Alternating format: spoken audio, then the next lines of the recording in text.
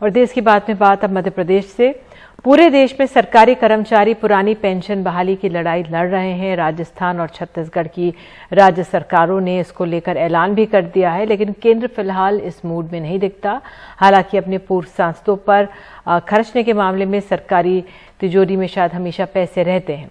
सूचना के अधिकार के तहत एनडीटीवी के हाथ जो दस्तावेज लगे हैं वो बताते हैं कि कैसे 2020-21 में पूर्व सांसदों के पेंशन के रूप में लगभग 100 करोड़ रुपए का भुगतान हुआ है और इस फहरिस्त में देश के कई नामी उद्योगपति, फिल्म कलाकार और करोड़पति शामिल हैं। 2679 पूर्व सांसदों के नाम की ये वो फहरिस्त है जिसमें देश के बड़े कारोबारी, वर्तमान में राज्यपाल, मंत्री, सिनेमा जगत के बड़े कलाकार सब शामिल हैं। इनको सिर्फ पेंशन के रूप में 2020-21 में 99 करोड़ 22 लाख रुपए का भुगतान हुआ है।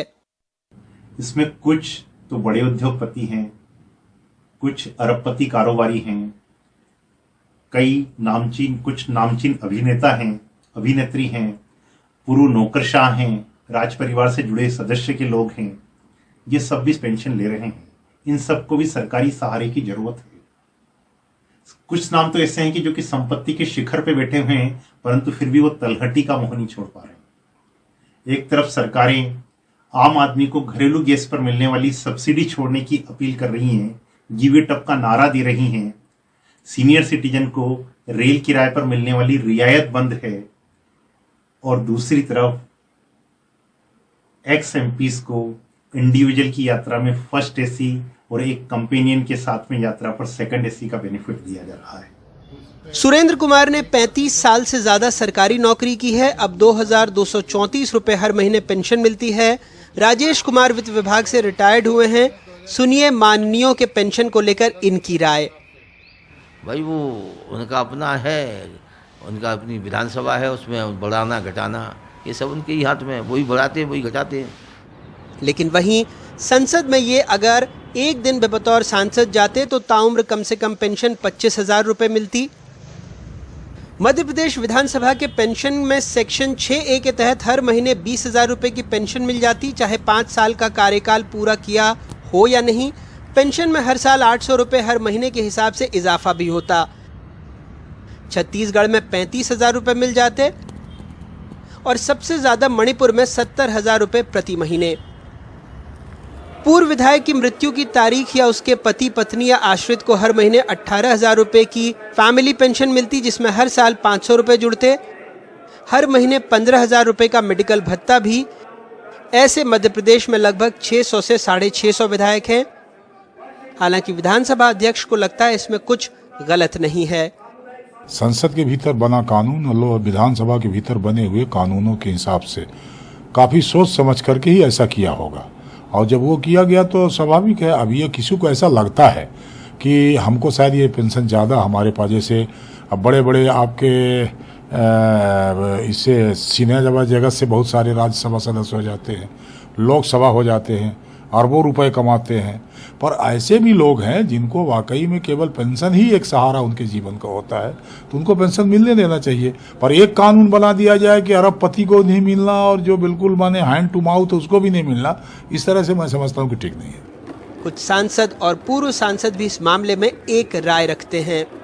शासन निर्णय करता है और निर्णय में जो उचित होता है उस हिसाब से काम करते हैं, और ये पेंशन उतनी बहुत ज़्यादा नहीं है कि जितनी अपन पेंशन की अपेक्षा करते हैं। जिन्होंने जीवन के 30, 40, 50 साल राजनीतिक क्षेत्र में लगातार काम करते हुए काम किया है, तो उन लोगों को अब कई बार सांसद के रूप में काम किया, कई बार विधायक के रूप में काम किया, तो दोनों जगह की पेंशन उनको मिलती है, सत्य है।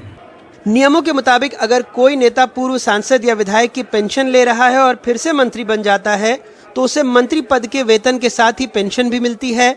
अगर कोई विधायक बाद में सांसद बन जाए तो उसे दोनों की पेंशन मिलती है। 20 राज्य अपने पूर्व विधायकों को सांसद से ज्यादा पेंशन दे रहे हैं। सदस्य की मौत के बाद पत्नी या आश्रितों को आधी पेंशन मिलती है। वैसे डबल पेंशन का ये मामला अब मध्य प्रदेश हाईकोर्ट की इंदौर बेंच पहुंच गया है। ये जो मैंने रीट पिटीशन दायर की है हाई कोर्ट में, इंदौर हाई कोर्ट में, उसमें हमने 6A1 प्रोविज़न जो है मध्य प्रदेश विधानसभा सदस्य वेतन भत्ता तथा पेंशन अधिनियम एंड 6A3 उनको स्ट्रक डाउन करने के लिए लगाई है।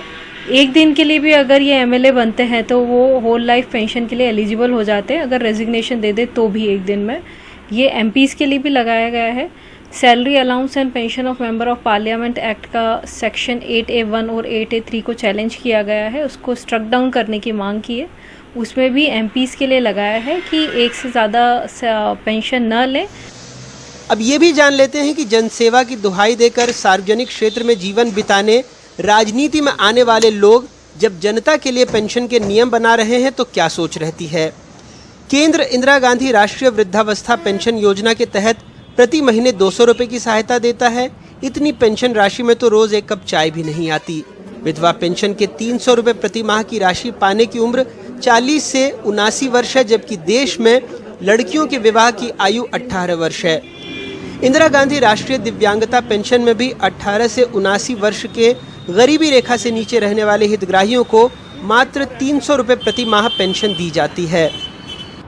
2010 में चर्चा के दौरान लालू यादव गुस्से में सदन से बाहर आ गए थे। उनकी मांग थी कि सांसदों को कम से कम 1 लाख रुपए की पेंशन तो मिलनी ही चाहिए। वहीं पश्चिम बंगाल के स्पीकर हाशिम अब्दुल हलीम जैसे लोग भी थे, जिनका कहना था कि जब लोगों के पास खाने को नहीं है तो क्या जनता के प्रतिनिधि को राजा की तरह रहना चाहिए। इस मामले पर हमने सभी दलों से बात की, लेकिन सर्वदलीय चुप्पी ही मिली। कई लोगों ने अनौपचारिक तौर पर कैमरे के इतर कहा कि इस मामले में वो कुछ नहीं बोलेंगे क्योंकि ये वर्ग हित का मामला है। 2004 से देश में केंद्रीय कर्मचारियों के लिए, सरकारी कर्मचारियों के लिए नई पेंशन प्रणाली लागू है, जिसमें बीमा की तरह उन्हें अंशदान करना होता है। सरकार इसे क्रांतिकारी मानती है। तो सवाल ये है कि अगर ये क्रांति है तो माननीय इससे अछूते क्यों रहें, उन्हें भी नई पेंशन योजना का लाभ मिले और नहीं तो सरकारी कर्मचारियों को भी पुरानी पेंशन। मध्य प्रदेश में अपने ब्यूरो सहयोगी और भोपाल से कैमरा पर्सन रिजवान खान के साथ अनुराग द्वारी, NDTV इंडिया।